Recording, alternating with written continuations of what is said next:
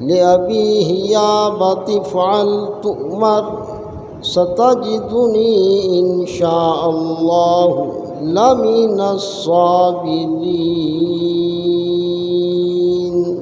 صدق الله مولانا العظيم وبلغنا رسوله النبي الكريم ونحن على ذلك لمن الشاهدين قال الله تبارك وتعالى في شان حبيبه مخبرا وآمرا إن الله وملائكته يصلون على النبي يا أيها الذين آمنوا صلوا عليه وسلموا تسليما الصلاة والسلام عليك يا رسول الله الصلاة والسلام عليك يا نبي الله الصلاة والسلام عليك يا إمام المتقين يا رحمة للعالمين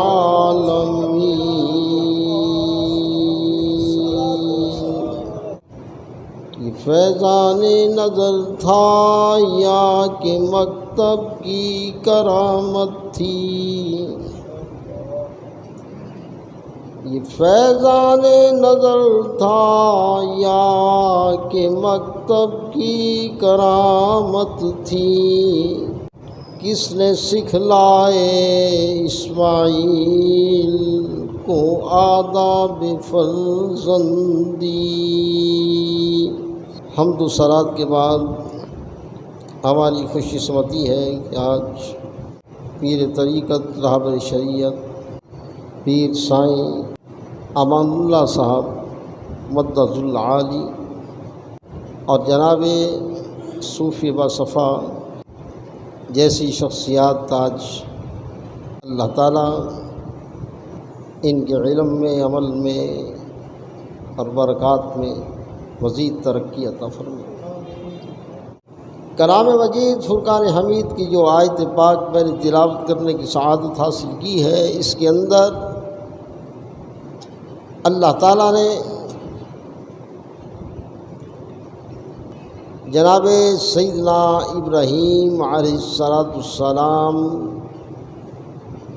کو خواب کے اندر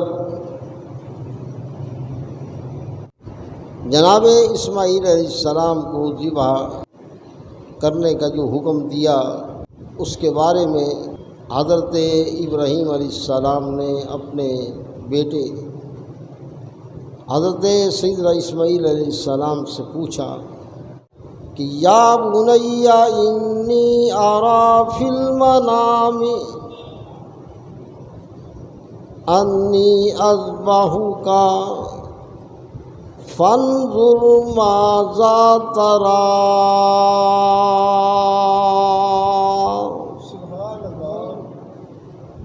اے میرے بیٹے، میں خواب کے اندر دیکھتا ہوں کہ میں تجھے ذبح کر رہا ہوں، بتا تیری رائے کیا ہے کہ یہ حکم خداوندی ہے کہ میں تجھے ذبح کروں، ذبح کرنے کا حکم آ پہنچا ہے۔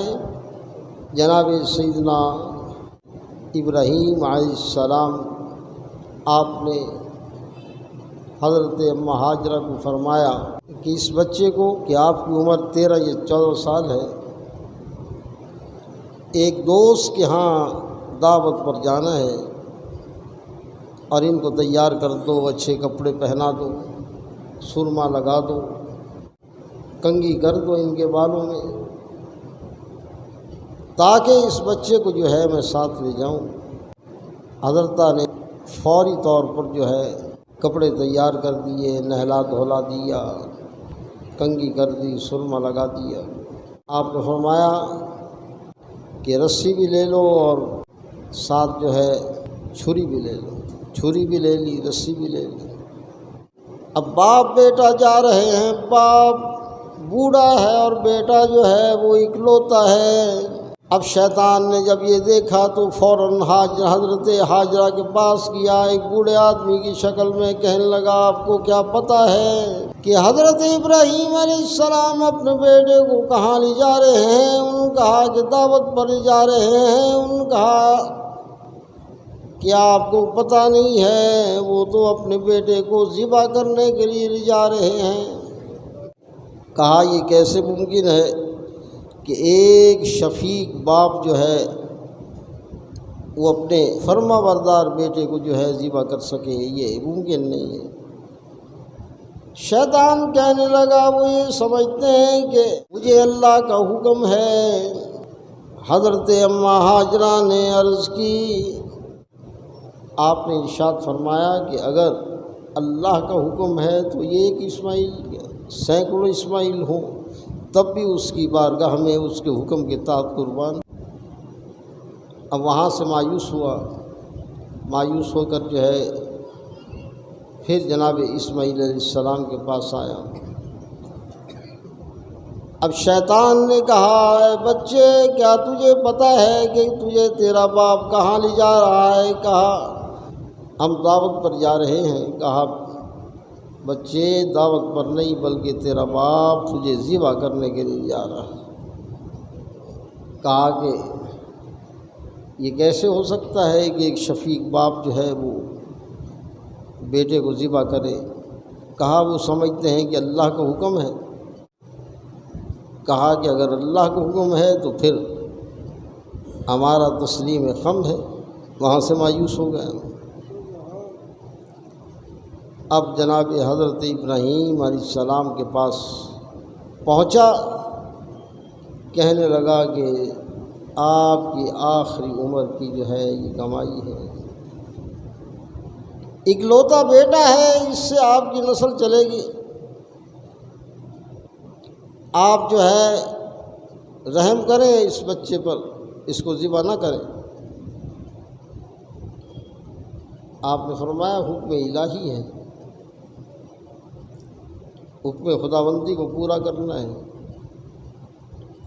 اس نے پھر مداخلت کی، آپ نے 7 کنکریاں لیں اور 7 کنکریاں شیطان کو ماری اور وہ دفع ہو گئی۔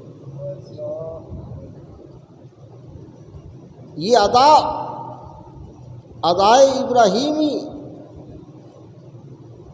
اللہ تعالیٰ کو ایسی پسند آئی کہ اللہ تعالیٰ نے ہر حاجی کو جو ہے اس کے لیے لازم قرار دے دیا کہ تم نے جو ہے یہ 7 کنکریاں مارنی، اور یہ قیامت تک جو ہے یہ سلسلہ چلتا رہے گا۔ حضرت سیدنا ابراہیم علیہ السلام نے پھر اپنے بیٹے سے جو ہے یہ کہا کہ یا بنیا انی ارا فی المنام انی اذبحک فانظر ماذا تری۔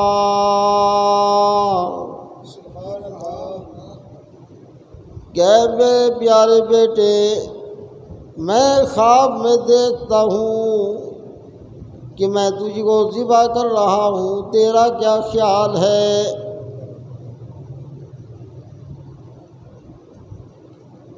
اب بیٹا جو ہے وہ سوچ میں نہیں پڑا کہ میں غور و خوض کر کے بتاؤں گا، یہ نہیں کہا۔ فوراً جناب سیدنا اسماعیل علیہ السلام بولے، یا ابت افعل ما تؤمر ستجدنی انشاء اللہ من الصابرین۔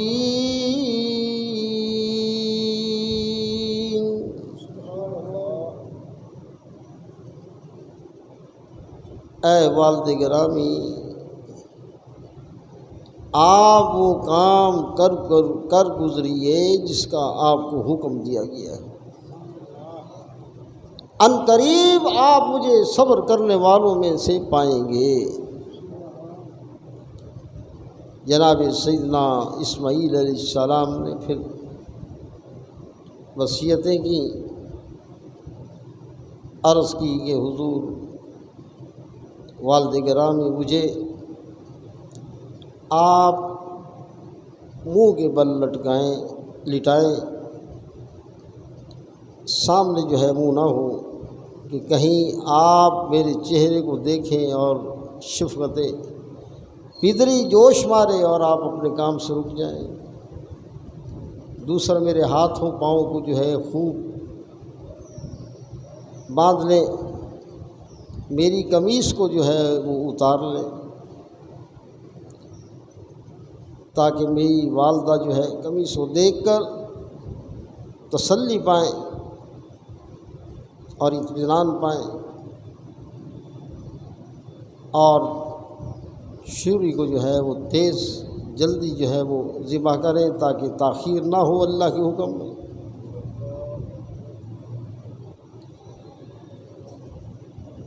وصیتیں کرنے کے بعد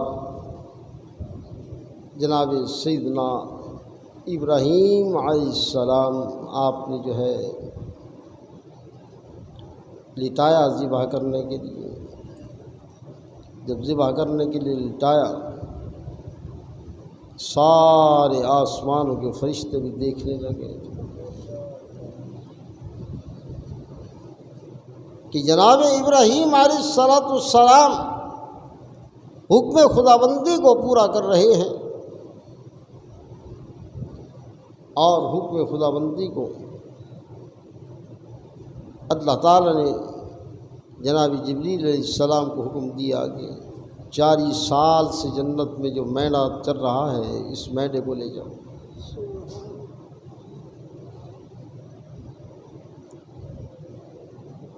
اور مینڈا جناب اسماعیل علیہ السلام ذبح نہ ہونے پائیں، ان کی جگہ پر مینڈا جو ہے وہ ذبح ہو جائے۔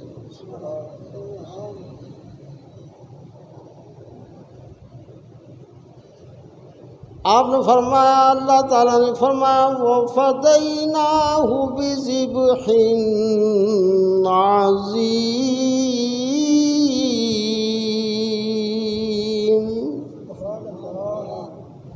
ہم نے فدیہ دے دیا عظیم ذبح کا،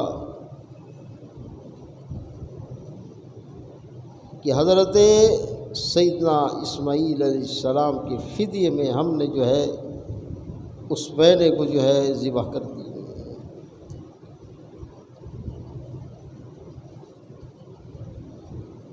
کیونکہ انبیاء کرام کے خواب جو ہیں وہ بھی وحی الہی ہوتے ہیں،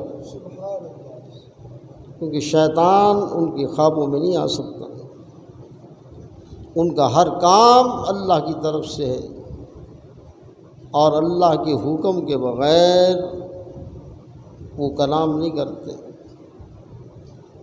زبان کو لبوں کو نہیں ہلاتے، ہر کام جو ہے وہ اللہ کے حکم سے ہوتا ہے۔ سیدنا اسماعیل علیہ السلام کی قربانی جو ہے کا فدیہ جو ہے اللہ تعالیٰ نے دے دیا، اور یہ قربانی جو ہے وہ قیامت تک جو ہے سنت ابراہیمی مسلمانوں پر جو ہے قائم ہو گئی، اور قیامت تک جو ہے یہ چلتی رہے گی۔ فرمایا، صحابہ کرام نے جب پوچھا کہ یہ قربانیاں کیا ہیں، آپ نے فرمایا یہ قربانیاں جو ہیں تمہارے باپ حضرت سیدنا ابراہیم علیہ السلام کی سنت۔ اب قربانی جو ہے اس کے اندر شریعت نے اونٹ کو جو ہے 5 سال کا 5 سال مکمل ہو جائیں، 6 سال میں پڑ جائے، اور بھینس اور گائے 2 سال کی ہے، 2 سال مکمل ہو۔ لیکن اگر منڈی سے لینا ہے تو ظاہر ہے کہ اس میں عمر کا مسئلہ ہوتا ہے، تو پھر دوندا جو ہے لے لیا جائے، وہ 2.5 سال کا ہوتا ہے۔ یہ آج کل جو ہے یہ بعض لوگ جو ہیں وہ کٹے کی قربانی کے بارے میں تشویش میں ڈالتے ہیں، یہ کہاں لکھا ہے کٹے کی قربانی؟ بعض امور قرآن سے ثابت ہیں ڈائریکٹ، اور بعض امور جو ہیں رسول اللہ صلی اللہ علیہ وسلم کے فرمان سے ثابت ہیں۔ کٹے کی قربانی کے بارے میں حضرت علی المرتضیٰ رضی اللہ تعالیٰ عنہ آپ روایت فرماتے ہیں کہ رسول اللہ صلی اللہ علیہ وسلم نے ارشاد فرمایا، الجاموس یجزئ عن 7 فی الأضحیہ، کہ قربانی کے اندر بھینس 7 آدمیوں کی طرف سے کرنی جائز ہے۔ اب نبی پاک صلی اللہ علیہ وسلم نے بھینس کا حکم جو ہے ارشاد فرماتے ہیں۔ حضرت امام حسن بصری جو خلیفہ ہیں حضرت علی المرتضیٰ رضی اللہ تعالیٰ عنہ کے اور آپ کے شاگرد ہیں، وہ فرماتے ہیں کہ بھینس جو ہے وہ گائے کی جنس سے ہے۔ اس طرح حضرت عمر بن عبدالعزیز فرماتے ہیں اور دیگر جو ہیں اکابرین تابعین ارشاد فرماتے ہیں۔ بعض لوگ کہتے ہیں کہ یہ عرب میں پائی نہیں جاتی تھی، حالانکہ امام ابن عساکر نے یہ بات جو ہے تاریخ مدینہ و دمشق میں لکھی ہے کہ عبد الملک بن مروان بیمار ہوا اور یہ حکیم نے کہا کہ تم بھینس کا دودھ پیو، بھینس کا دودھ پیو گے تو شفا ہو جائے گی۔ اب یہ دور صحابہ کا شخص ہے، کیونکہ آخری صحابی جو ہیں حضرت ابو طفیل عامر رضی اللہ تعالیٰ عنہ کا وصال وہ 110 ہجری میں ہوا ہے مکہ المکرمہ میں۔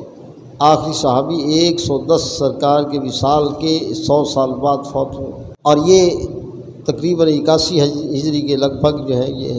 تو اس اعتبار سے یہ دور صحابہ اور دور تابعین بنتا ہے، کثیر تعداد میں صحابہ کرام موجود تھے۔ تو اس نے خط لکھا گورنر کو، افریقہ کے گورنر کو، تو گورنر نے جو ہے 5000 بھینسیں جو ہیں وہ بھیج دیں۔ چنانچہ دمشق کی جو ہے جنگل میں 5000 بھینسیں چرتی تھیں۔ تو دور صحابہ میں جو ہے عرب کے اندر بھینس آئی، تو کٹے کی قربانی جو ہے بھینس کی قربانی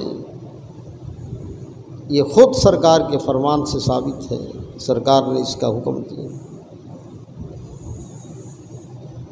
لہذا اس کی قربان کرنے میں قطعی طور پر کسی قسم کا کوئی شک و شبہ نہیں ہے۔ پھر حضرت امام اعظم، حضرت امام شافعی، امام احمد بن حنبل، حضرت امام مالک، یہ چاروں کے چاروں امام جو ہیں ان کا یہ فرمان موجود ہے کہ کٹے کی قربانی کرنا جائز ہے، متفق ہے۔ چنانچہ تمام فقہا جو ہیں اس بات پر متفق ہیں، لہذا پوری امت کا اس پر اتفاق ہے۔